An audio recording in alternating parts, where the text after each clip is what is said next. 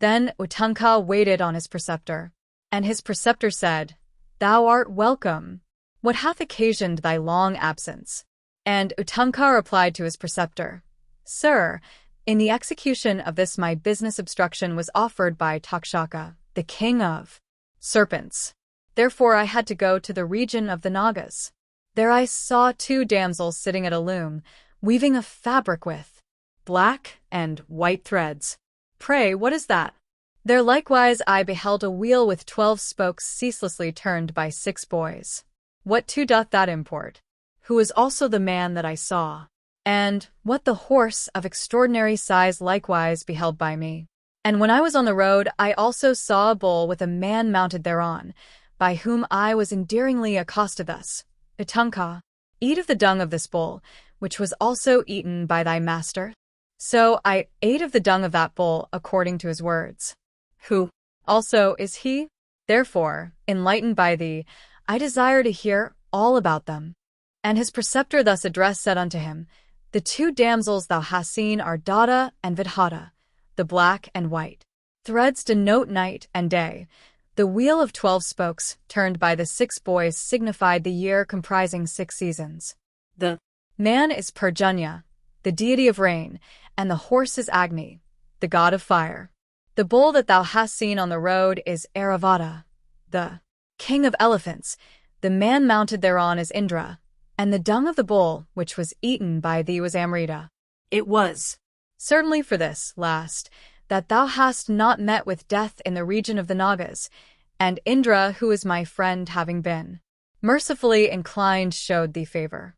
It is for this that thou returnest safe, with the earrings about thee. Then, O thou amiable one, I give thee leave to depart. Thou shalt obtain good fortune." And Utanka, having obtained his master's leave, moved by anger and resolved to avenge himself on Takshaka, proceeded towards Hastinapura. That excellent Brahmana soon reached Hastinapura, and Utanka then waited upon King Janamejaya, who had some time before returned victorious from Takshashila. And Utanka saw the victorious monarch surrounded on all sides by his ministers, and he pronounced benedictions on him in a proper form. And Utanka addressed the monarch at the proper moment in speech of correct accent and melodious sounds, saying, "O thou the best of monarchs, how is it that thou spendest thy time like a child when there is another matter that urgently demandeth thy attention?" Sati said, "The monarch Janamejaya, thus addressed, saluting that excellent Brahmana, replied unto him, In cherishing these my subjects I do discharge the duties of my noble tribe. Say, what is that business to be done by me, and which hath brought thee hither?" The foremost of Brahmanas and distinguished beyond all for good deeds, thus addressed by the excellent monarch of large heart, replied unto him, "O king, the business is thy own that demandeth thy attention, therefore do it, please. O thou king of kings, thy father was deprived of life by Takshaka. Therefore do thou avenge thy father's death on that vile serpent. The time hath come, I think, for the act of vengeance ordained by the fates. Go then avenge the death of thy magnanimous father who, being bitten without cause by that vile serpent, was reduced to 5 elements, even like a tree stricken by thunder. The wicked Takshaka, vilest of the serpent race, intoxicated with power, committed an unnecessary act when he bit the king, that godlike father, the protector of the race of royal saints. Wicked in his deeds, he even caused Kasyapa, the prince of physicians, to run back when he was coming for the relief of thy father.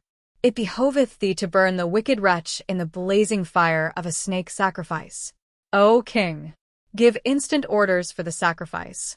It is thus thou canst avenge the death of thy father, and a very great favor shall have also been shown to me.